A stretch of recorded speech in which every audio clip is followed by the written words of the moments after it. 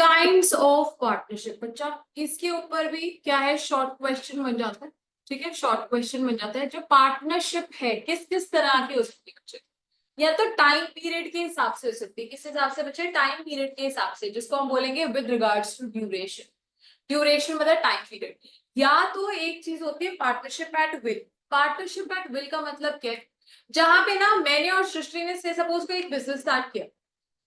हमने क्या किया बच्चे, कोई वक्त नहीं तय किया।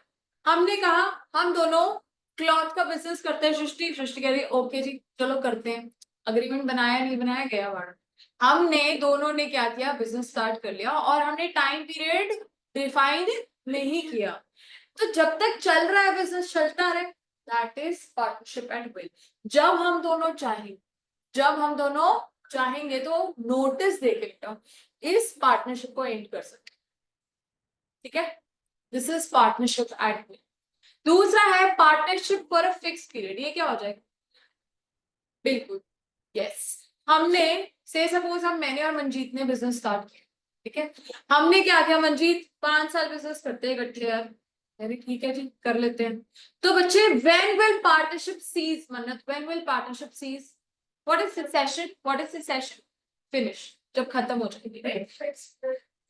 Yes, very good. तो अगर हम दोनों का अग्रीमेंट था कि 5 साल, तो पार्टनरशिप कब एंड हो जाएगी, by the end of 5 years। Clear है, पक्का। फिर बच्चे with regards to extent of business, कह रहे हैं बिजनेस किस लेवल का जाएगा। ठीक है ना। अब वो दो तरीके का हो सकता है, particular partnership, general partnership. Particular partnership हो गई, अब मैंने और उत्कर्ष ने एक बिजनेस स्टार्ट किया। हमने कहा हम फ्लाईओवर बनाएंगे। ठीक है, अब वो जैसे ही वो फ्लाईओवर बन जाएगा, the partnership will cease, it will finish right. Next is general partnership. अब यहाँ पे क्या हुआ बेटा कि मैंने सिर्फ, हमने नॉर्मल बात करी मन्नत और मैंने, यार चलो हम बिजनेस स्टार्ट करते हैं किसका, आर्किटेक्चर का। तो this is general partnership, this is general partnership. जहां पे हमने ये नहीं कहा, देखो मेरी बात सुनो, अब तुम्हारे को थोड़ी कंफ्यूजन होगी at will and general partnership में। इट्स मोर और less the same. Why, partnership at will है कि जब तक हम दोनों की बन रही है, काम चल रहा है, चलाते रहो। जनरल पार्टनरशिप में भी क्या है बच्चे, हमने एक बिजनेस डिसाइड कर लिया और उसके लिए हम काम कर रहे हैं, कोई टाइम पीरियड फिक्स नहीं किया है। समझो, लेकिन यहाँ पे पर्पस की बात है। डिफरेंस क्या है, टाइम पीरियड जहां पे डिफाइन है उसको आप कैसे करोगे, सृष्टि आई है यहाँ पे मैं टाइम पीरियड डिफाइन नहीं कर रही। यहाँ पे मैं एक स्पेसिफिक पर्पस को नहीं बोल रही, मैं कह रही हूँ कि बस ये हमारा बिजनेस है और ये चलता रहेगा। इतना सा डिफरेंस है, बाकी मैं अंडरलाइन करा दूंगी जब हम रीड करेंगे। ठीक है, अच्छा। पार्टनरशिप एट विल बच्चे, according to section 7 of the partnership, will कब होगी, when there is no time period fix that has been agreed upon for the duration. Duration जो है of time period is not fixed, it's not fixed. And there is no provision made as to the determination of partnership. ना ही हमने ये determine किया कि partnership कब तक रहेगी, किस लेवल तक रहेगी, कि क्या हमारा बिजनेस सिर्फ और सिर्फ आर्किटेक्चर तक ही रिस्ट्रिक्टेड रहेगा, या इस एरिया, हम किसी भी बिजनेस में जा सकते हैं। एक बार के लिए हमने क्लॉथ मर्चेंट का बिजनेस स्टार्ट कर लिया, but we might enter into other, maybe consultancy business, maybe into CA firm भी बना सकते हैं, कुछ भी राइट। तो जहां पे स्कोप और टाइम पीरियड को मैंने लिमिट नहीं किया, उसको अनुज क्या कह देंगे, पार्टनरशिप एट विल। समझ आ गई बात Utkarsh. But where there is an agreement between partners either for the duration of the partnership or the determination of the partnership, partnership is not at will। तो बच्चा अगर ड्यूरेशन फिक्स होगी तो उसको हम क्या कहेंगे, फिक्स पीरियड या फिक्स पार्टनरशिप। वेरी, और दूसरा बच्चे अगर हमारा टाइम वो डिटर्मिन हो गया, मतलब स्कोप डिटरमाइन कर दिया, तो क्या हो जाएगा, पर्टिकुलर या फिर जनरल एज अ केस में राइट। समझ आ गई बात। Where a partnership entered into for fixed time period is continued after the expiry। से सपोज अब हमने बात क्या की थी मैंने और मंजीत ने कि हम 5 साल तक बिजनेस करेंगे। अब उसके बियॉन्ड भी अगर मैंने बिजनेस जो है कैरी ऑन कर लिया साथ, अगर आगे भी हम कंटिन्यू कर लेते हैं बिजनेस, तो वो क्या बन जाएगी बच्चे, पार्टनरशिप एट विल। क्लियर है, वेरी गुड। फिर a partnership at will may be dissolved by any partner by giving a notice in writing to all the other partners of his intention to dissolve the same. मैंने ये बात करी थी सृष्टि और मैंने, जैसे पार्टनरशिप एट विल स्टार्ट किया, अब क्या हुआ, जब अगर मुझे बिजनेस खत्म करना है या इनको खत्म करना है तो हम कैसे डिसॉल्व कर सकते हैं वो यक्ष? नोटिस दे। कैसे करके? नोटिस देके। बच्चे अगर नोटिस नहीं दिया तो ये जो है डिसॉल्व नहीं हो सकता। क्लियर है? नहीं बच्चा, बिल पार्टनरशिप एट विल। ठीक है सर, पक्का? Divyam, partnership for a fix time period, ये क्या हो जाएगी बच्चे, जो मैंने टाइम पीरियड मंजीत के साथ डिसाइड किया 5 साल, और सिर्फ उतने टाइम पीरियड के लिए अगर मैं बिजनेस कैरी ऑन कर रही हूँ तो उसको हम क्या कह देंगे? यस, बिल्कुल बच्चे, partnership for a fix period या फिर फिक्स पीरियड पार्टनरशिप। दिव्यम, अगर ये 5 साल से थोड़ा भी टाइम और एक्सटेंड होगी पार्टनरशिप तो ये क्या बन जाएगी? पार्टनरशिप एट विल, क्या बन जाएगी बेटा? ठीक है अनुज, क्लियर है सबको? अब if the partnership is created for a particular period of time, such partnerships comes to an end at the expiry of this fixed time period, मतलब 5 साल, राइट? दूसरा है पर्टिकुलर पार्टनरशिप। हाँ जी, पर्टिकुलर पार्टनरशिप में underline करेंगे for the prosecution of a single adventure. ठीक है बच्चा, मतलब मैं क्या कर रही हूँ, सिर्फ जो भी मैंने डिसाइड किया है कि इसी काम के लिए हम पार्टनरशिप करेंगे तो बच्चे सिर्फ उसी टाइम पीरियड के लिए, as well as for the conduct of a continuous business, एक दिन के लिए नहीं। ये मतलब ये जो मैंने काम किया है, जो पार्टनरशिप की थी मैंने उत्कर्ष के साथ कि हम फ्लाईओवर ही बनाएंगे, ठीक है, so it has to be like जब तक वो पूरा कंप्लीट नहीं होता तब तक फॉर अ वेंचर। ठीक है, when a person becomes a partner with another in any particular adventure or undertaking, the partnership is called particular partnership. A partnership constituted for a single adventure or undertaking is subject to any agreement dissolved by the completion. ये लिखा है, देखो अगर तो मैंने और उत्कर्ष ने starting में ही डिसाइड कर लिया कि हम एक ही फ्लाईओवर बनाएंगे तो बच्चे when will partnership be dissolved? Very good, जैसे ही फ्लाईओवर बन जाएगा हम जो है फॉर्म को ऑटोमेटिकली डिसॉल्व कर सकते even without giving notice, right? General partnership क्या है बच्चे, ध्यान देंगे अब यहाँ पे, क्योंकि विल और जनरल पार्टनरशिप में आपको थोड़ी कंफ्यूजन हो सकती है। कह रहे where a partnership is constituted with respect to business in general, मतलब मैंने कोई बिजनेस जो है डिफाइन नहीं किया, मैंने कहा क्या मैं और मन्नत बिजनेस स्टार्ट करेंगे बस लोग, ठीक है, हम बिजनेस कर रहे हैं कोई, तो वो क्या है बच्चे, जनरल पार्टनरशिप है। We can enter into a lot of businesses together, right? बस ये क्या हम पार्टनर हैं और हमारी फर्म, ठीक है। तो कह रहे हैं a general partnership is different from particular. In case of particular the liability of the partner extends only to a particular adventure और अंडरटेकिंग। जैसे अब उसका और मेरा किस पता सिर्फ फ्लाईओवर पे, मन्नत और मेरा अगर से सपोज कंस्ट्रक्शन का भी बिजनेस है, cell purchase of goods and services, से सपोज कोई भी बिस्किट्स है, उसकी एजेंसीज है हमारे पास, तो बच्चे उस केस में बिस्किट्स वाला भी और जो हमारे फ्लाईओवर्स की कंस्ट्रक्शन है, एक नहीं लगातार जितने भी फ्लाईओवर्स हम कंस्ट्रक्ट कर सकते हैं, तो वो कहा आ जाएगा जनरल पार्टनरशिप। अनुज, श्योर सबको क्लियर है types of partnership? Very good. What is partnership deed? agreement, not contract बेटा। I hope you know the difference between contract and agreement. किसने नहीं लगाई हुई कॉन्ट्रैक्ट एक्ट? 1 2 3, आपने लगाया है मैम के साथ, आपने भी लगाया यूनिट 1 किया हुआ सिर्फ, यूनिट 1 रहता है, मतलब आपको फिर भी कॉन्ट्रैक्ट तो पता ही क्या होता है। चलो मैं बता देती हूँ फिर भी बच्चे, कॉन्ट्रैक्ट क्या होता है? कॉन्ट्रैक्ट होता है कोई भी अग्रीमेंट। अग्रीमेंट क्या होता है, जैसे से सपोज मैंने कोई एक ऑफर दिया, ऑफर मतलब क्या होता है, कह लो कि मैंने कहा कि आप क्या ये पेन खरीदेंगे मेरे से, मैं इसको 100 रुपए में बेचने के लिए तैयार हूँ। So this is what an offer, this is what an offer. If you, जिसको भी मैंने ऑफर दिया, देखो offer can also be a lot of types, लेकिन अभी मैं एक बार बात कर रही हूँ, से सपोज मैंने आप लोगों को बोला, तीनों को बोला, do you want to buy this pen, right? And you say yes I am ready to buy it for ₹100, this is acceptance, है ना? मैंने जो ऑफर दिया आपने उसको हाँ कर दी, एक्सेप्ट कर दिया, तो offer plus acceptance and for consideration. Now what is consideration? Consideration मतलब तुम्हें मैं जब अगर ये पेन दे रही हूँ तो तुम्हारे लिए ये चीज समथिंग इन रिटर्न है फॉर 100 रुपए that you giving me, right? And जो आप 100 रुपया मुझे दोगे that is a consideration for me. Anuj आपने भी तो नहीं पढ़ा हुआ कॉन्ट्रैक्ट एक्ट, आपने हाँ हाँ क्यों नहीं करा? चलो होगा था, ठीक है। तो बच्चे ये क्या है? दिस इज ऑफर जो मैं दे रही हूँ प्लस एक्सेप्टेंस जो आप दे रहे हो, और जो कंसिडरेशन हमारे बीच में एक्सचेंज हो रही है, दिस इज एन अग्रीमेंट। इसको हम क्या कहते हैं? अग्रीमेंट। किसी चीज पे भी जब हम हामी भरते हैं for some consideration. Now what is consideration? Something in return. आपके लिए कंसिडरेशन क्या है? पेट। मेरे लिए कंसिडरेशन क्या है? 100 रुपीज। ठीक है, तो ये होता है अग्रीमेंट। अब बच्चे लॉ कहता है कि हर अग्रीमेंट कॉन्ट्रैक्ट नहीं है। हर अग्रीमेंट कॉन्ट्रैक्ट नहीं है। एक अग्रीमेंट कॉन्ट्रैक्ट तभी बन सकता है जब वो लीगली इन्फोर्सिएबल है। क्या है? ठीक है, मतलब कहने का एग्जाम्पल देते हैं।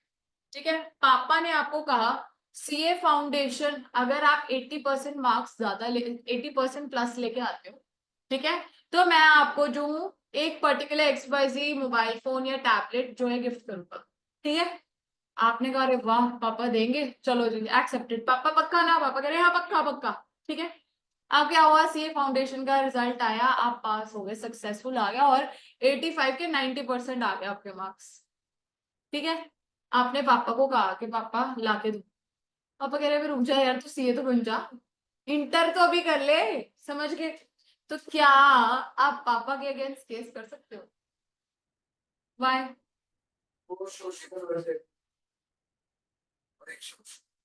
देर is no intention to create a legal relationship. पापा ने ऐसे कहा अगर अगर मैं पैसे नहीं दूंगा तो मेरा अगेंस्ट केस करके पैसे निकलवा ली।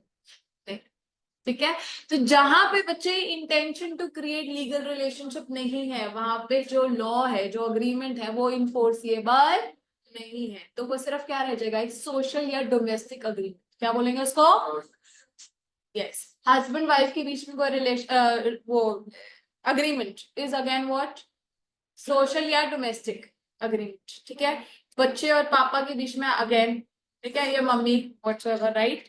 तो जहां पे भी कोई इंटेंशन नहीं है टू क्रिएट लीगल रिलेशनशिप, उसको हम क्या कहते हैं बच्चा? नहीं बच्चे, उसको जहां पे नहीं है उसको क्या कहेंगे? हाँ ठीक है, अग्रीमेंट को क्या कहेंगे? फिर बोल सकते हो सोशल या फिर डोमेस्टिक अग्रीमेंट। यस। लेकिन अब सोचो, मैं और साहिल सर इकट्ठे काम कर रहे हैं, ठीक है, साहिल सर का ब्रांड नेम है होपफुल होता है, CAH जोड़ना, ठीक है। अब अगर मैं यहाँ काम कर रही हूँ और वो मुझे मेरी सैलरी ना दे, पीछे तो पड़ोगे कर सकती हूँ ना case? Why? Because there was an intention to create a legal relationship, right? समझ के? This is what distinguishes a contract from agreement. Agreement are not necessarily enforceable legally. Legally उसके अगेंस्ट आप एक्शन नहीं ले सकते, लेकिन कॉन्ट्रैक्ट में 100% आप उसके अगेंस्ट क्या कर सकते हो? केस कर सकते हो। लीगल रिलेशनशिप एग्जिस्ट करता है।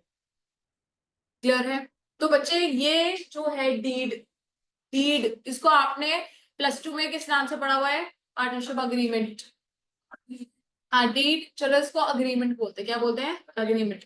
Now what is an agreement according to partnership? Agreement मतलब जहां पर आप लोग इकट्ठे बैठे और म्यूचुअली कुछ डिसाइड किया, बहुत सारी terms and conditions, right? But this does not mean that it is not legally enforceable. It is given that the firm is registered. अभी दिमाग में डाल देते हैं, ये जो पार्टनरशिप डीड है इसका दूसरा नाम होता है पार्टनरशिप अग्रीमेंट। पार्टनरशिप कॉन्ट्रैक्ट नहीं होता। लेकिन बच्चे अगर तो पार्टनरशिप फर्म को आपने क्या करा लिया? रजिस्टर करा लिया। क्या कराया? Now what is the meaning of register? कि आपने जो रजिस्ट्रार ऑफ फर्म है उसकी किताब में अपनी फर्म का नाम लिखवा दिया कि हम जो है पार्टनरशिप है और हमारा रजिस्टर्ड ऑफिस यहाँ है, हम लोग जो है पार्टनर्स है। आगे जो यूनिट है वो पूरी रजिस्ट्रेशन के ऊपर पूरा क्लियर डिटेल में पढ़ेंगे। पर अगर आपने वो नहीं कराया, क्या आप एक दूसरे के अगेंस्ट केस कर सकते हो एज पार्टनर्स? नो। क्या फर्म पार्टनर के ऊपर केस कर सकती है? नो। क्या पार्टनर फर्म के ऊपर केस कर सकते हैं? नो। क्या आप थर्ड पार्टी के अगेंस्ट केस कर सकते हो? नो। लेकिन क्या थर्ड पार्टी आपके ऊपर केस कर सकती है? यस। इस वजह से बच्चे ये जरूरी नहीं है ना, ये जरूरी तो नहीं है कि आप केस कर सकते हो एक दूसरे के ऊपर, इस वजह से इसका नाम क्या होता है, पार्टनरशिप अग्रीमेंट या डीड। क्लियर है? तो पार्टनरशिप डीड क्या है, जहां पे बच्चे इकट्ठे बैठे हैं हम सारे, और हम सब ने क्या किया दिव्यम, कुछ टर्म्स एंड कंडीशंस जो है, रूल्स जो है एक दूसरे के बीच में डिसाइड किए कि रेम्यूनरेशन अनुज आपको इतनी मिलेगी, ठीक है, कमीशन आपको इतनी मिलेगी, इंटरेस्ट ऑन कमीशन इतना, कैपिटल इतना मिलेगा, इंटरेस्ट ऑन ड्रॉइंग्स आपको इतना पे करना पड़ेगा, ये सारी चीजें, इंटरेस्ट वगैरह फ्लम ब्ला ब्ला ब्ला, ठीक है। लेकिन कुछ चीजें ऐसी थी जो हमने कहा था, हमने प्लस टू में पढ़ा था कि अगर डीड में नहीं भी लिखी तब भी वो चीजें मिलेंगी, क्या कहती, very good and perfect, perfect, दो चीजें थी, यही दो चीजें थी।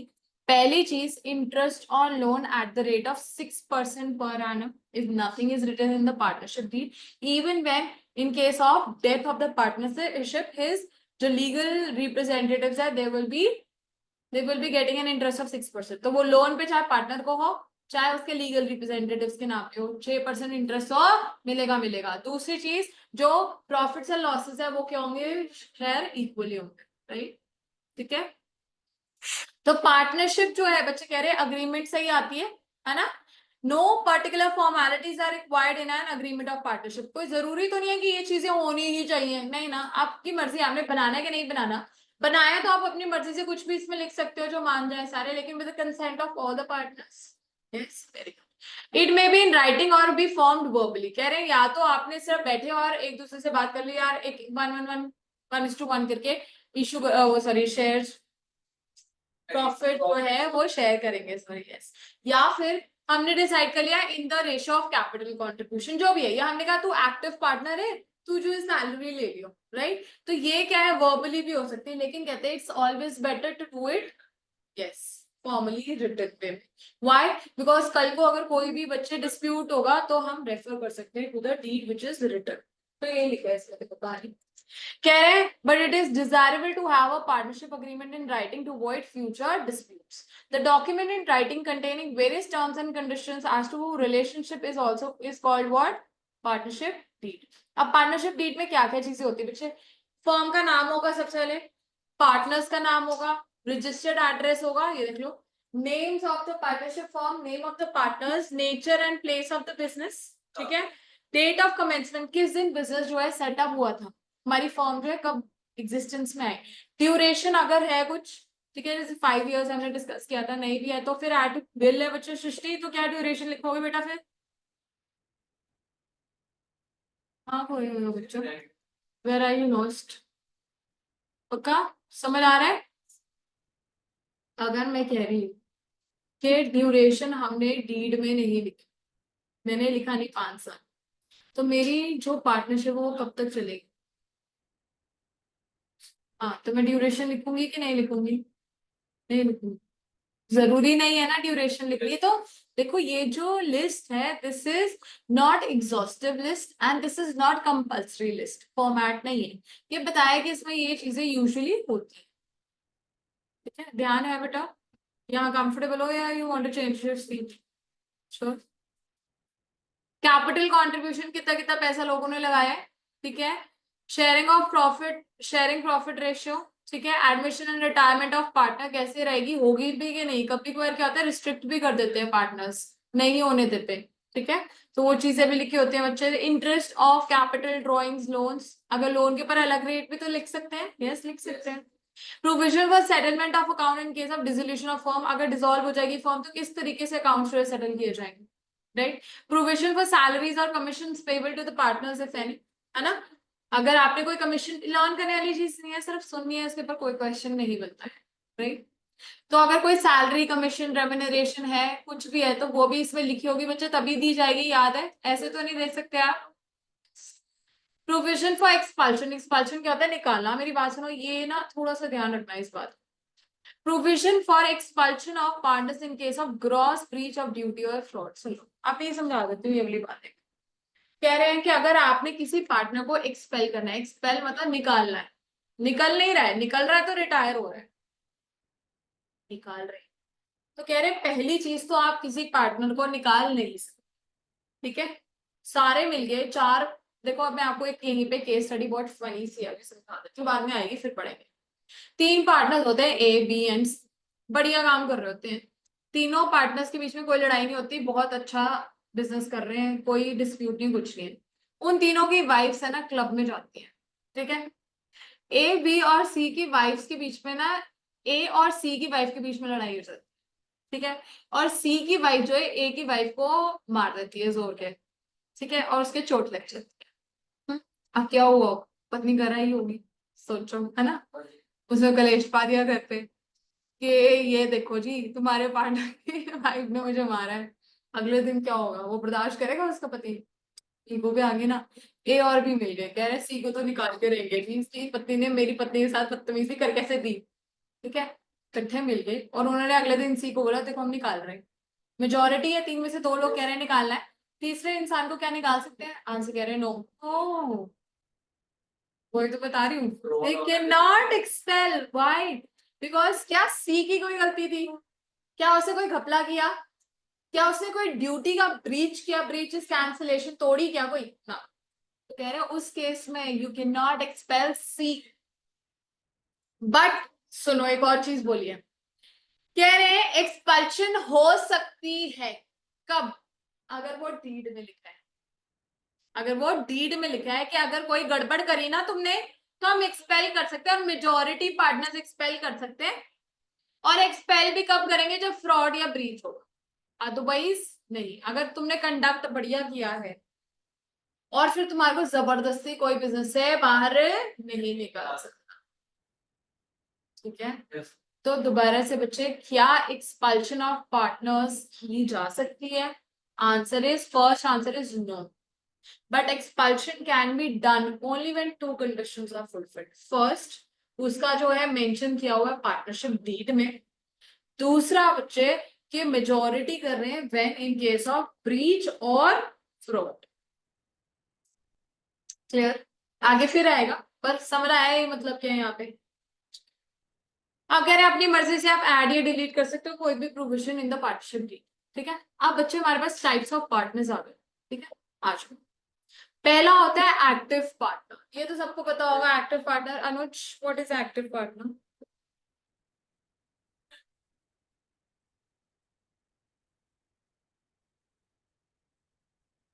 बाहर नहीं काम करते,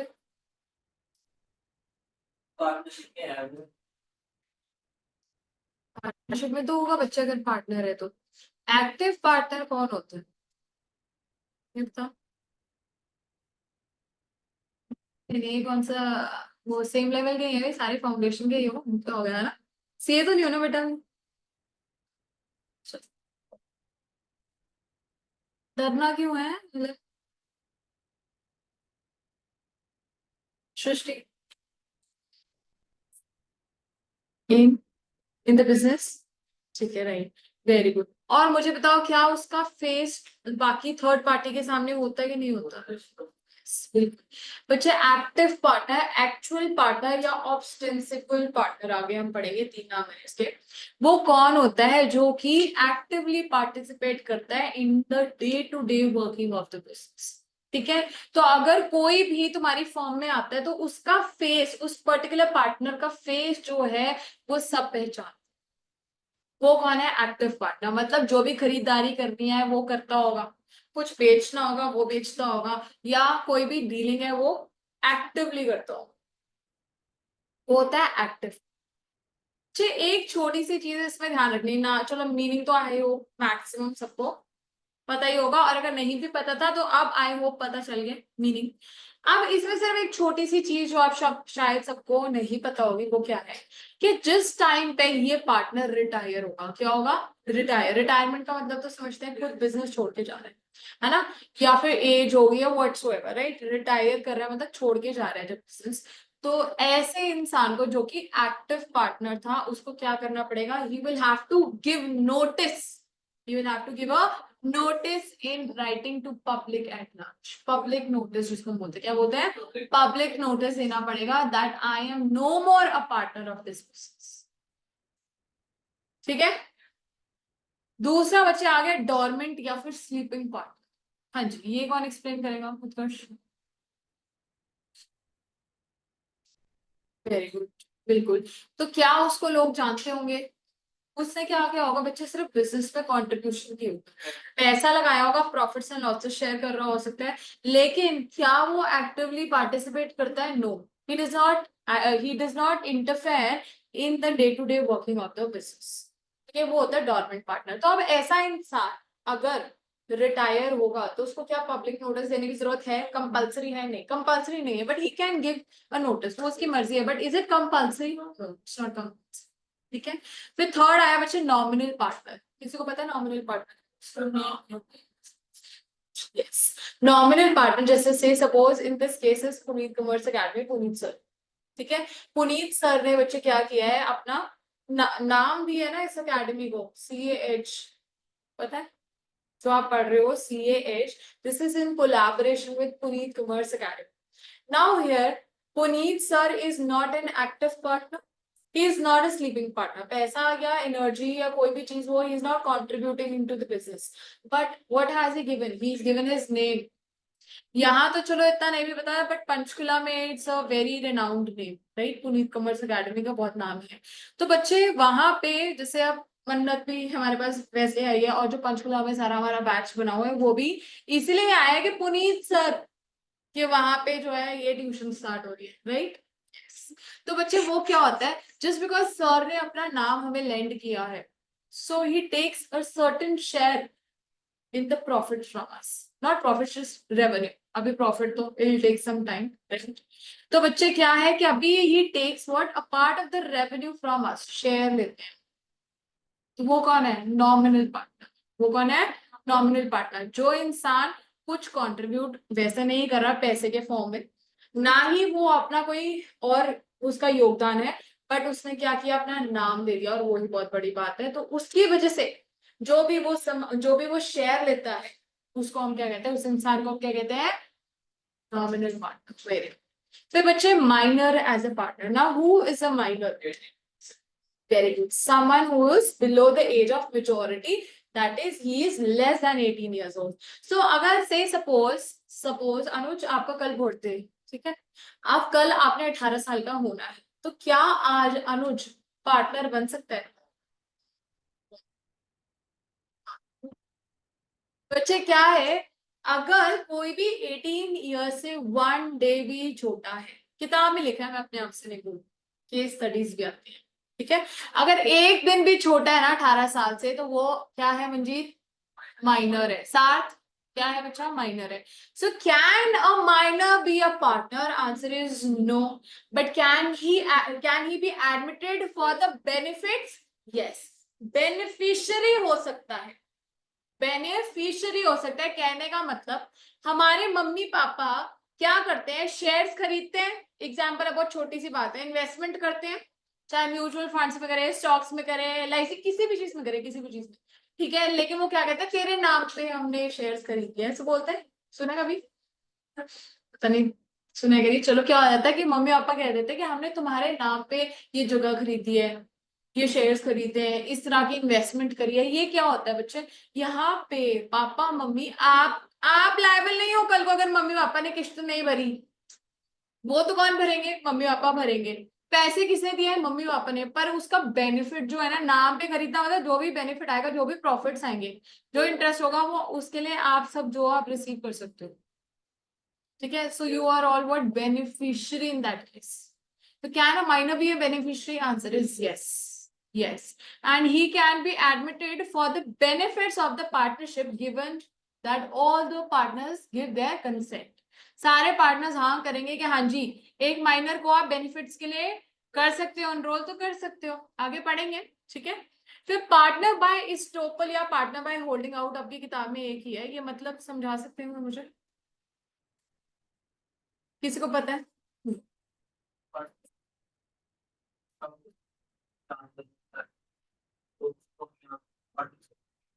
ठीक है, ठीक है, वही हो आसपास हो, वेरी गुड। और थोड़ा सा और इसको कोई बेटर वे में एक्सप्लेन कर सकते हैं? कभी सुना है तुमने कॉन्ट्रैक्ट हैक कर लिए? रोका नहीं जा सकता, मतलब कैन नॉट बी स्टॉप्ड, इस टोपल का मतलब ये होता है।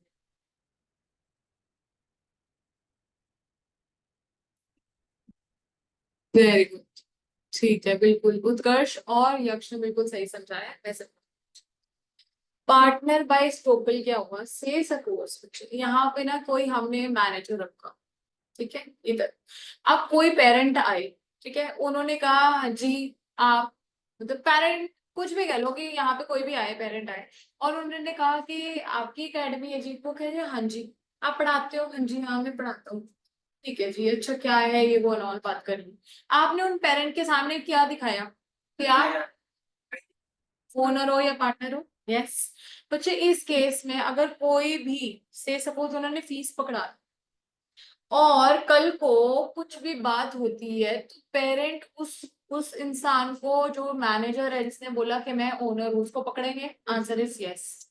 लॉ कहता है चाहे तुम एक्चुअल के पार्टनर नहीं हो, चाहे आप एक्चुअल के ओनर नहीं हो, लेकिन तुमने थर्ड पार्टी के सामने साथ आ रही हो लिस्टिंग, थर्ड पार्टी के सामने ऐसा दिखाया कि आप ओनर हो या पार्टनर हो, तो तुम पार्टनर हो, तो तुम पार्टनर हो। अब इस केस में एग्जांपल क्या दिया जाएगा कि एक बिजनेस था, कोई सही समझ में ध्यान नहीं टीवी का है या किस चीज का है, सेलिंग एंड बाइंग का। वहां एक मैनेजर थे, हाँ ठीक है बच्चे, उसने ऐसा दिखाया, मतलब ओनर ने ऐसा बोल दिया ये मेरा पार्टनर है, ये मेरा पार्टनर है, ठीक है। तो दूसरे इंसान ने, जो थर्ड पार्टी, जो कंज्यूमर आया ना, उसने ये विश्वास करके कि ये भी पार्टनर है, सामान खरीद लिया, पैसे दे दिए। अब उसके बाद बच्चे क्या हुआ ना, बाद में वो टीवी निकल गया खराब, या पैसे दिए नहीं, कुछ भी कह लो, एक्स वाई जी प्रॉब्लम हो गई। अब किसको पकड़ा जाएगा, एक बंदे को कि दोनों को? दोनों को। Why? Because even though you are not a partner, and जैसे हमारे को यक्ष ने बोला आप चुप रहे, आपने नहीं बोला कि मैं पार्टनर नहीं हूं, तो इसका मतलब तुमने दूसरे को ये दिखाया कि मैं पार्टनर हूं, मैं पार्टनर हूं। तो बच्चे कह रहे हैं लॉ कहता है चाहे तुम पार्टनर नहीं हो, तुम उस पर्टिकुलर केस के लिए पार्टनर हो, तुम उस पर्टिकुलर केस के लिए पार्टनर हो। अब you can not be stopped, no, but you can not be stop from standing like ऐसे करके, no I am not a partner, no you can not hide. तुम्हें जब बोलना चाहिए था कि मैं पार्टनर नहीं हूं, तब तो दूसरे इंसान ने तुम्हारे ऊपर विश्वास कर, इंपॉर्टेंट बात क्या है, he must have acted on the believe that you are a partner. अगर उसको फर्क नहीं ना पड़ता तुम पार्टनर होगा नहीं हो, तो कोई बात नहीं है। अगला कहते हैं यार मेरे को तो इससे लेना देना नहीं था, ये पार्टनर है कि नहीं है, तो तुम बच गए। लेकिन अगर दूसरे इंसान ने, जो भी थर्ड पार्टी, जो कंज्यूमर आया या सेलर आया, कुछ भी केस है, उसने तुम्हारे होने पर कि तुम पार्टनर हो विश्वास करके सामान बेचा, तो तुम पार्टनर उस पर्टिकुलर केस में हो। This is the meaning of partner by estoppel और पार्टनर बाय होल्डिंग आउट। आज बताओ।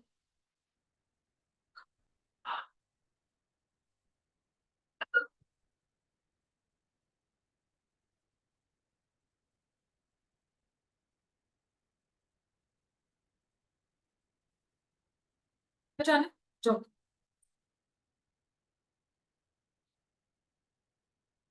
थोड़ी आगे करके कर लेना यहाँ पे, चलो।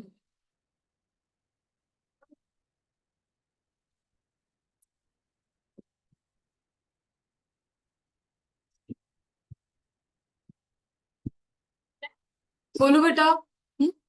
तो अब स्टार्ट कर रहे हैं बच्चे, टाइप्स ऑफ पार्टनर्स। सबसे पहले है एक्टिव, एक्चुअल और ऑब्स्टेंसिबल पार्टनर। ये कौन होता है? He acts as an agent of all the other partners for all acts done in the ordinary course of business. In the event of his retirement he must give a public notice. Yes, this is important बेटा।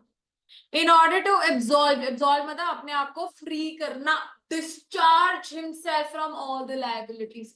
बच्चे अगर उसने public notice नहीं दिया तो लोगों को लगेगा कि अभी भी वो पार्टनर है। तो अगर तुम, अगर किसी इंसान से सपोज एग्जांपल अभी यहाँ पे नहीं भी है, चलो मैं बता, एग्जांपल है से सपोज एक कह लो मेसर्स ए बी लिमिटेड करके कोई पार्टनर, लिमिटेड कह रही हूँ सॉरी, एसोसिएट है, मेसर्स ए बी कर लो सिंपल, ठीक है, एसोसिएट या कुछ भी नहीं भी है तो मेसर्स ए बी, ठीक है। ये क्या है बच्चे? एक पार्टनरशिप फॉर्म है ABC कर लो, इसमें 3 पार्टनर्स है AB एंड C, ठीक है।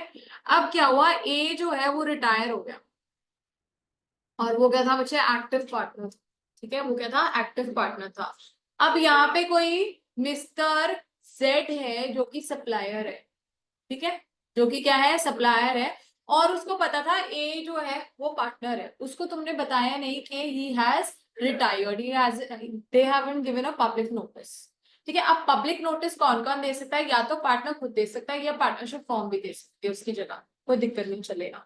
तो कह रहे हैं कि अगर अब किसी ने भी इसकी रिटायरमेंट का पब्लिक नोटिस नहीं दिया और जेड ने इसकी रिटायरमेंट के बाद, फिर से सुनो, इसकी रिटायरमेंट के बाद क्या करा बच्चे, गुड्स गुड्स जो है सप्लाई कर दिया ऑन क्रेडिट, ठीक है।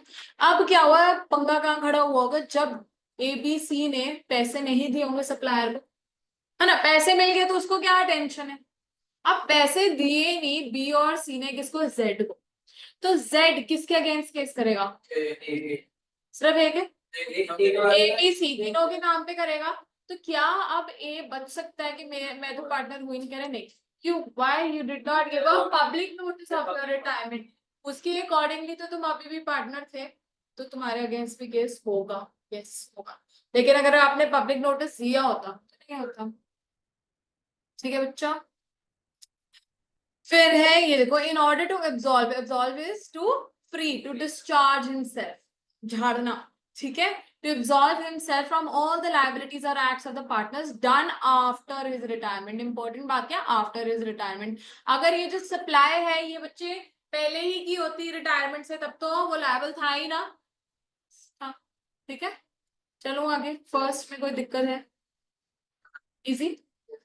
नेक्स्ट है स्लीपिंग और डॉर्मेंट पार्टनर। बच्चे डॉर्मेंट पार्टनर कौन होता है, जो कि share of profits and losses लेते हैं, ठीक है, और कंट्रीब्यूट भी करते हैं, पर क्या बच्चे वो फेस होते हैं फर्म का, नहीं, क्या उनको पब्लिक नोटिस देना पड़ता है ऑफ देयर रिटायरमेंट, लो, ठीक है। तो आ जाओ, दे आर कॉल्ड स्लीपिंग और dormant partners, they share profits and losses and are liable to the third party for the acts of the firm. Form में मतलब कहने का एग्जाम्पल मतलब है, एग्जाम्पल से सपोज वही बात है, ए बी सी है, ठीक है बच्चे, मैसेज ए बी सी। अब इसने क्या किया, जेड को 3 लाख रुपए दे दिए, ठीक है। इसमें जेड को नहीं पता, जेड को नहीं पता कि बी नाम का कोई पार्टनर है, वो तो ए और सी को ही जानता था। पर अगर ये 3 लाख रुपए जेड ने लेने हैं तो क्या वो सिर्फ ए एंड बी से लेगा कि ए बी एंड सी तीनों के से लिया जाएगा, तीनों से लिया जाएगा बेटा। ये कह रहे हैं कि उसका शेयर जो है it's liable for the acts of the firm also and to the third parties. Clear है, वो फेस नहीं है पर फिर भी उसकी कंट्रीब्यूशन, अगर वो प्रॉफिट ले रहा है तो बच्चे लॉसेस और लाइबिलिटीज एंड एक्ट्स भी तो फर्म की, वो is liable, yes, clear. Next is nominal. Nominal कौन सा था बताओ, वेरी गुड, जिसका नाम दिया हुआ है, जैसे यहाँ पे हमने बात कर लो पुनीत सर, तुम लिख सकते हो, जिसको लिखना है, ठीक है, ताकि याद रहे। A person who lends his name to the firm, ठीक है, तो यहाँ पे पीसीए लिख लो ताकि तुम्हें याद रहे, PCA, Puneet commerce academy. A person who lends his name to the firm without having any real interest. Does he really have any interest कि तुम कैसे पढ़ रहे हो, हमारे को किस तरह की अर्निंग हो रही, नहीं, he's not like clearly is not interested in it, right? But ठीक है, वो वैसे आउट ऑफ कर्टसी या वैसे वाली चीज के लिए पूछ सकते हैं, but he does not have any real interest. उनको कोई लेना देना नहीं है कि बच्चे कितने पास हो रहे हैं, क्या हो रहा है, क्या नहीं हो रहा। All he is concern with his कि जो मैंने नाम दिया उसका मुझे रिटर्न मिल जाए, yes.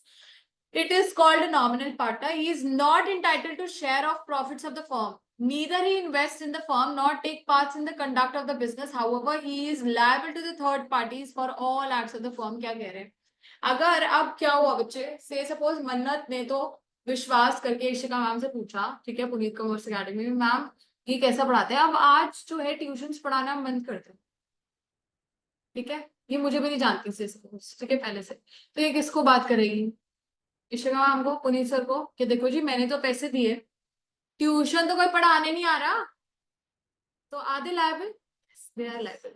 But are they entitled to profits? No, but they are entitled to some return. Return तो देंगे ना, देखो कोई भी पार्टनर है, क्या वो रिटर्न लेगा, यस ले सकता है, वो तो अग्रीमेंट के ऊपर है, समझ आ गई बात? तो क्या ही are they liable to the third party? Yes, तो उनका नाम है, देखो तुम कमर्शियल अकेडमी सर की शक्ल पे, ठीक है। तो are they liable? Answer is yes, they are. Clear है? Partners in profits only. Now who is a partner in profit बेटा? यस, बिल्कुल, जैसे हम माइनर की बात कर रहे हैं, ठीक है, या अदर्स टू भी हो सकते हैं, बहुत सारे ऐसे लोग हो सकते हैं, क्योंकि हमने जब बात करी थी पार्टनरशिप बिजनेस की तो हमने कहा था sharing of profits is important. Yes, that is compulsory, तो इट इज जस्ट प्रमा फसाई एविडेंस, नॉट जस्ट कंक्लूसिव। अभी हमने बात करी थी बेटा, आप सृष्टि लास्ट क्लास देख लेना, ठीक है। तो प्रमा फसाई means on the face of it हमें दिखता है कि पार्टनरशिप कब आ रही है, जब हम शेयर कर रहे हैं profits, but is it necessary to share losses also? Srishti, answer is no. Losses share करना कंपलसरी नहीं है, बट प्रॉफिट शेयर करना कंपलसरी है, यस।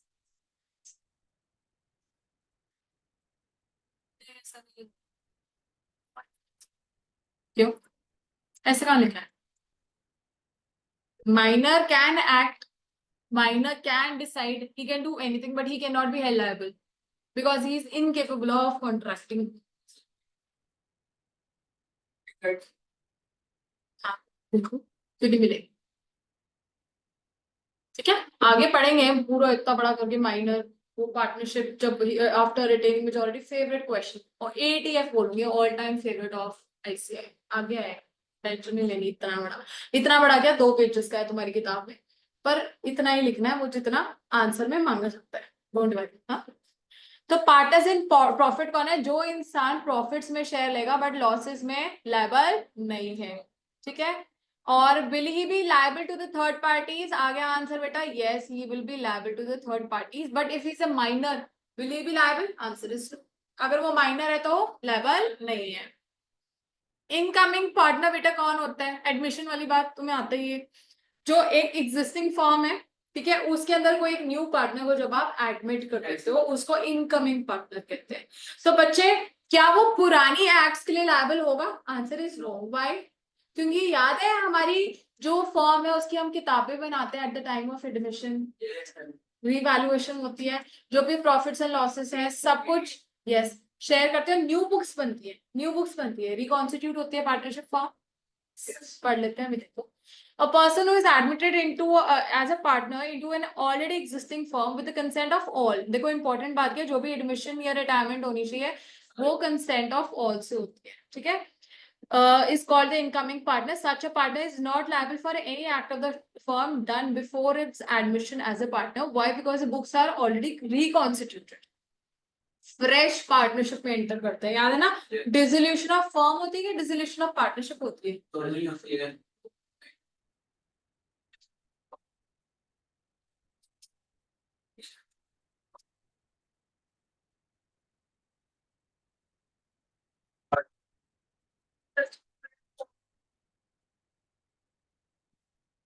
डिस्टिंक्शन होता था बेटा प्रॉपर।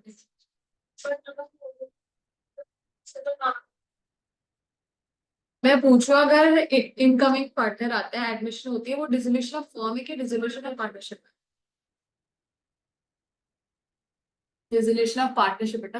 डिसोल्यूशन ऑफ फर्म मतलब बिजनेस ही बंद हो रहा है, वाइप ऑफ हो रहा है, वो नाम नहीं रहने वाला, पार्टनरशिप डिसॉल्व हो रही है, न्यू पार्टनरशिप आ रही है ना बेटा, या तो इंसान आ रहे हैं या जा रहे हैं, तो पार्टनरशिप रिकॉन्स्टिट्यूट हो रही है, फर्म रिकॉन्स्टिट्यूट नहीं हो रही है। सुन लो बात, डिसोल्यूशन ऑफ फर्म कब होती है? जब बिजनेस बंद हो रहा है, या बिजनेस बंद नहीं हो रहा, या सिर्फ क्या हो रहा है कि नए लोग आ रहे हैं या पुराने जा रहे हैं, समझ के?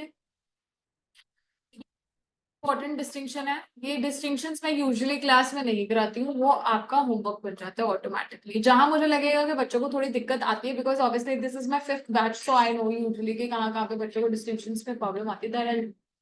रिमेनिंग जहां पर भी बच्चे डिस्टिंक्शन आता है आपका ऑटोमेटिक होमवर्क बन जाता है। जैसे यूनिट 1 में बहुत सारे डिस्टिंक्शन आप देख रहे हो हैं, ठीक है, वो आप रीड कर लेना, in case you have any issues I will cater it, no problem, ठीक है। आउटगोइंग पार्टनर कौन हो जाएगा? वेरी गुड, जो छोड़ के जाए। अब बच्चे, partner who leaves the firm with which the rest of the partners continues is called retiring or outgoing partner. Such a partner remains liable for the third parties for any act done before his retirement ना, retirement से पहले, yes, लेकिन अगर उसे public notice नहीं दिया तो even after his retirement, लेकिन अगर वो स्लीपिंग है तो नहीं, ठीक है, क्लियर है ना। देखो कुछ चीजें ऐसे नहीं लिखी हुई, वो केस स्टडीज में आती है, तब मैं ज्ञान बांट रही हूँ, अपने आप से नहीं। तो ध्यान लिखेंगे, जिसको लगता है मेरे को याद नहीं रहेगा तो जस्ट कीप स्क्रिबलिंग सा, ठीक है बेटा। पार्टनर बाय होल्डिंग आउट, ये क्या है बच्चे, is also known as partner by estoppel, where a man, सुनेंगे फिर से, वेयर अ मैन मतलब इंसान, holds himself out as a partner, अपने आप को ऐसा दिखा रहा है कि मैं पार्टनर हूं, या फिर और allows other to do it, या फिर दूसरों के सामने ऐसा इंप्रेशन मतलब पोर्ट्रे कर रहा है कि हाँ जी इसने बोल दिया कि आप पार्टनर हो सुजल, तो आप पार्टनर हो, जबकि आप एक्चुअल में पार्टनर नहीं हो, आपने मना यस नहीं मैम। किया। He is then stopped from denying, देखो देन स्टॉप्ड मैंने कहा ना, he cannot be stopped, ठीक है ना, he is stopped from denying, can he deny, no he cannot deny, वो मना नहीं कर सकता, his character as he is assumed and upon the faith of which creditors may presume to have acted, देखो important बात क्या मैंने ये भी बताई थी कि दूसरे इंसान ने आपके ऊपर विश्वास किया हो, आपके ऊपर विश्वास किया हो कि आप पार्टनर हो। अगर दूसरे इंसान को मतलब जो थर्ड पार्टी है उसको फर्क नहीं पड़ता कि आप पार्टनर हो, तो आप पार्टनर बाय स्टोपल या होल्डिंग आउट नहीं, then are you liable? Answer is no. But if the other partner has acted on your faith or belief that you are a partner, then yes, you are liable. ठीक है बच्चा। A person may himself or by words or conduct have induced others to believe that he is a partner or may have allowed others to represent himself a partner. The result in both the cases identical. देखो फर्क क्या ऊपर और नीचे वाले में, इसमें expressed है, उसने कहा कि मैं पार्टनर हूं, या किसी और इंसान ने कह दिया ये पार्टनर है, ठीक है। नीचे वाले में क्या है, इम्प्लाइड है, इम्प्लाइड का मतलब क्या होता है कि बोला नहीं, जताया है, सिर्फ जताया गया है कि मैं तो यहाँ पे देखो, अब कोई आया, से सपोज ये ऑफिस है, यहाँ पे डायरेक्टर, बाहर लिखा है डायरेक्टर्स रूम, और मैं मेन कुर्सी पे बैठ जाऊँ, तो कोई आएगा तो उसको यही लगेगा ना कि यार ये तो डायरेक्टर ही ओनर। अगर मैं रिसेप्शन में हूँ तो मैं रिसेप्शनिस्ट, समझ गए, अगर मैं क्लास में पढ़ा रही तो मैं टीचर, समझ गए हो मेरी बात। सो जहां पे आपने ऐसा दिखाया, यू पोर्ट्रेट, आपके एक्ट से या कंडक्ट से ऐसा लगा कि आप क्या हो, पार्टनर हो, तब आप partner बन जाते हो बाय इस लोकल और, ठीक है, by your conduct of act. Clear. Example देखेंगे बच्चा, example X and Y are partners, वही वाली बात है, देखो in a partnership x introduced a manager as his partner to z, देखो नाम थोड़े खतरनाक है यहाँ पे, देखो x एंड y पार्टनर्स हैं, a जो है बच्चे मैनेजर था, ठीक है, और यहाँ पे जो z है, z बच्चे सप्लायर है, ओके, जिसने क्या किया, 100 टीवी सेट्स जो है सप्लाई करने थे, किनको, एक्स वाई को। एक्स ने क्या किया, ए जो कि उनका मैनेजर है, ये बता दिया कि ये क्या है, हमारा पार्टनर है, और ए जो है वो चुप रहा, ए रिमेन साइलेंट। जेड जो है ट्रेडर है, मतलब सप्लायर है, जिसने 100 टीवी सेट्स इस बिलीफ पे दिए कि जो है जेड, तो सॉरी ए जो है वो क्या है, पार्टनर, ठीक है।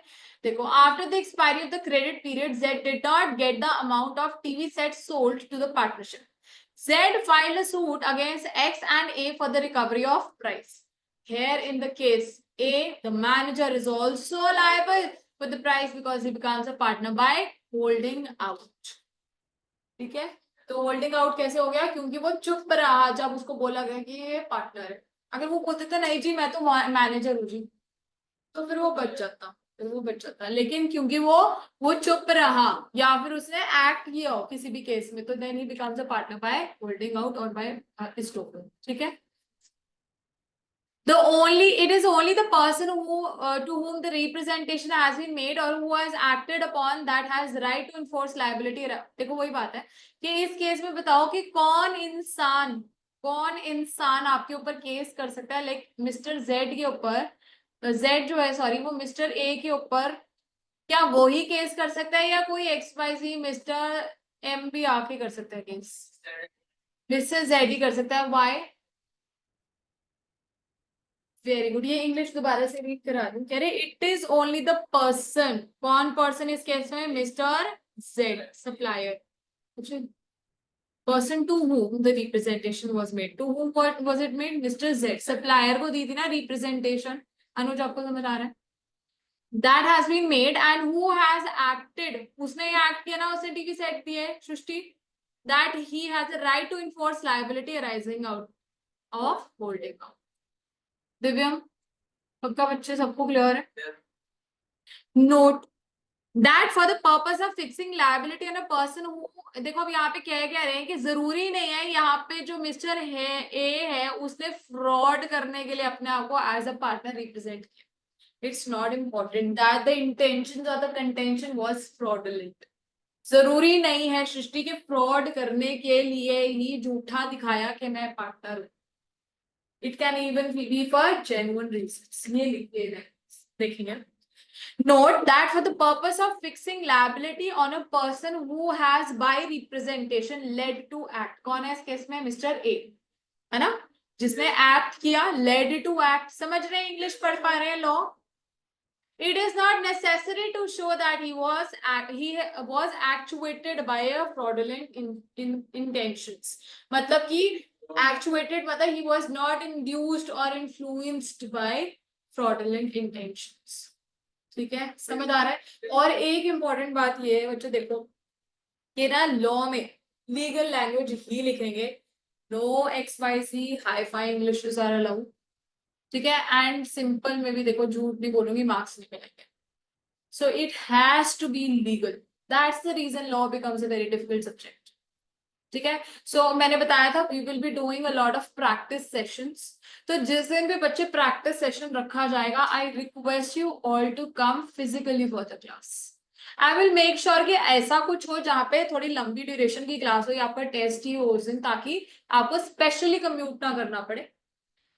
पर जब भी तुम्हारा लाइक ऐसा होना कि टेस्ट है तो तुम मुझे इन्फॉर्म कर दो कि ma'am we can we have a practice session. तो जो भी चैप्टर चल रहा होगा उसका मैं अकॉर्डिंगली प्रैक्टिस सेशन रख दूँ.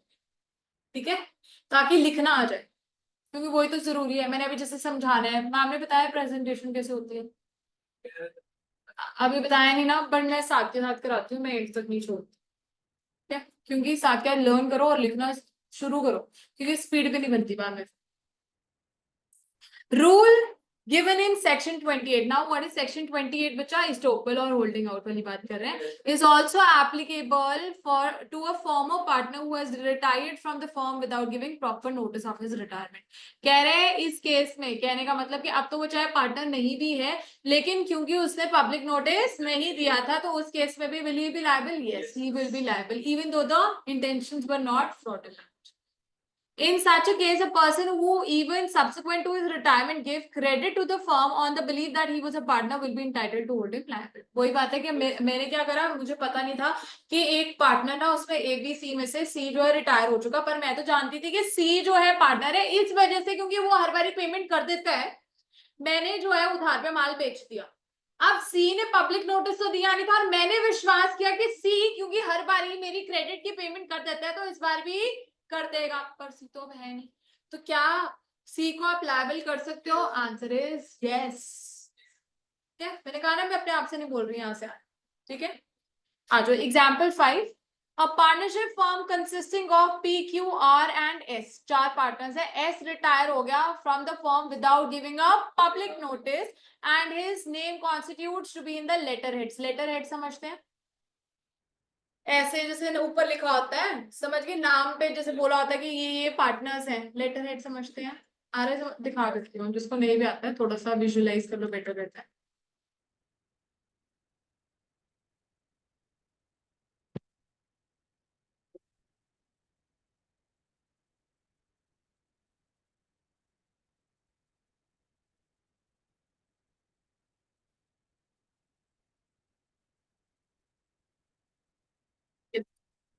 This is a letterhead.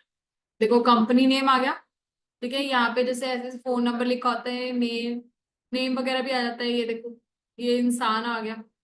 यहाँ पे मैनेजर वगैरह जो भी है, समझ गए? ये this is a letter head. Letter head basically ये होता है, ये जो ऊपर बात है. ठीक है, और देख लेते हैं.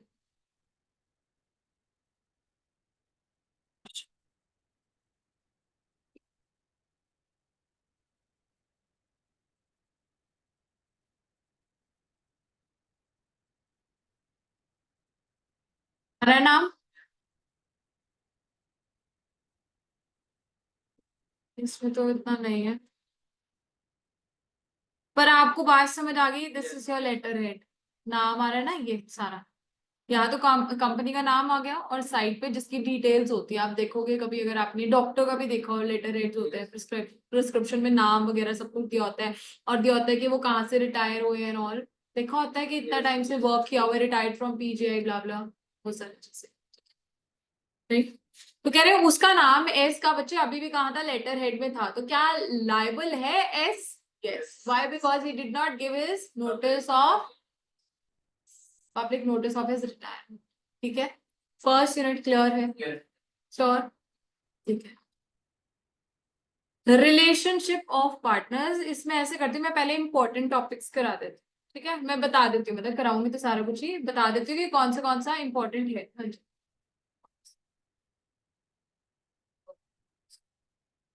स्लीपिंग नहीं देता, हाँ।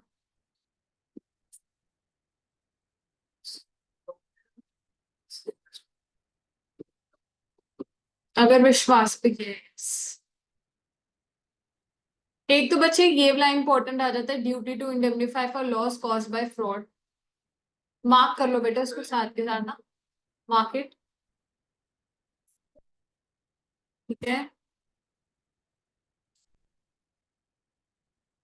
फिर ये conduct of business, conduct of business,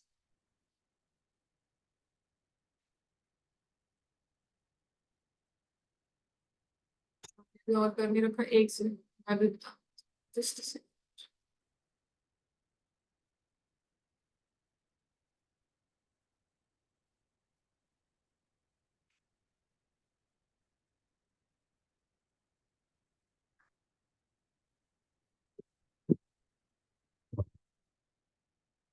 एक गुडविल के ऊपर बहुत छोटा सा क्वेश्चन बन जाता है, 2 मार्कर, अगर उन्होंने कभी देना हो कि गुडविल है क्या, ठीक है। गुडविल करा तुमने, मार्क कर रहे हो? गुडविल, अभी तो बोला मैंने, गुडविल, ये वेरी वेरी वेरी इंपॉर्टेंट है, personal profits earned bye partners, section 16, ठीक है।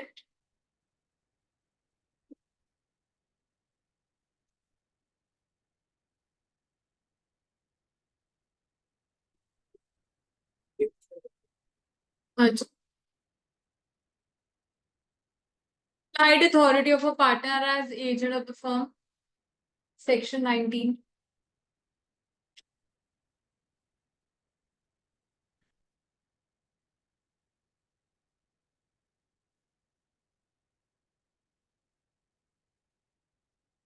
ये very very important, partners authority in case of emergency, हर एक आधे अटेम्प्ट में इसके ऊपर क्वेश्चन केस स्टडी का बन जाता है, partners authority in case of emergency, ठीक है। मैंने आपको बता ही दिया, नोटिस वाला ये सेम रेपिटेटिव है, ठीक है, कराऊंगी फिर भी। Liability of the firm for wrongful acts of a partner, section 26, liability of firm for miss application, मतलब ये वाले ऐसे क्वेश्चन है जिनके ऊपर बन ही जाता है, लेकिन जिसको मैं वेरी वेरी इंपॉर्टेंट कह रही हूँ, वो रट्टा होना चाहिए कहने में, ठीक है, कि वो बनता ही बनता है। ये एक और वेरी वेरी वेरी इंपॉर्टेंट है, rights of transfer of partners interest, section 29, ठीक है। This is very very important. Minors, I told you, section 30, minor, जिसकी हम बात कर रहे थे, ये क्वेश्चन लाइक मेरे पास इसके केस लॉज वगैरह पूरे बन रखे हैं, वो मैं शेयर कर दूंगी नेक्स्ट क्लास में आप लोगों के साथ।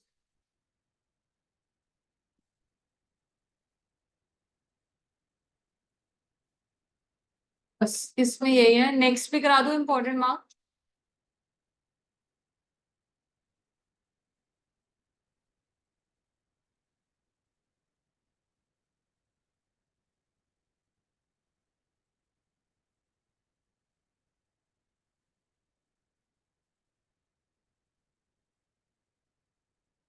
बच्चे रजिस्टर, ये तो पूरी एक्ट ही इम्पोर्टेंट है, इसमें एक तो आप बताओगे रजिस्ट्रेशन ना कराने का क्या कॉन्सिक्वेंस है, और what are the rights which are not affected by non registration, ये है consequences of non registration, section 69, Direct question is asked almost every time that what is the consequence of non-registration and what are the rights which are not affected due to non-registration. मतलब कि कुछ rights ये रही exceptions लिखे ना जो ये पूरा एक question बनता है बड़ा क्या डायरेक्ट मतलब सीधा अगर स्ट्रेट उन्होंने देना है तो फिर ये रहा dissolution of firm and partnership difference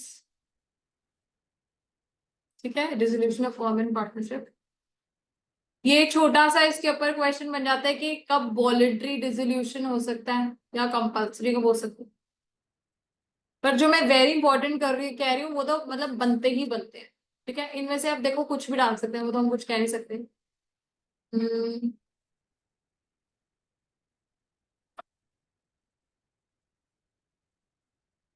सारी वेरी वेरी इंपॉर्टेंट कौन से हैं अब ऐसे कर लेते क्वेश्चंस डिस्कस कर लेते क्योंकि मैं चैप्टर यूनिट 2 क्या स्टार्ट करूंगी मैं तुमको 10-15 मिनट की ब्रेक भी दूंगी ना बीच में है ना चाहिए हाँ नहीं तो पढ़ नहीं पाओगे आगे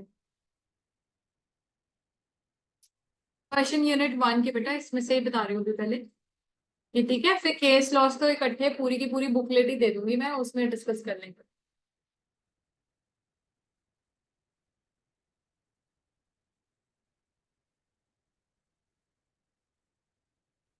आ जाओ दो ही क्वेश्चन दिए मैं आ जाओ mister X you and mister Y you are partners in a firm ठीक है mister X you introduced M U an employee as his partner to Z you ठीक है एम यू रिमेन साइलेंट बताओ क्या है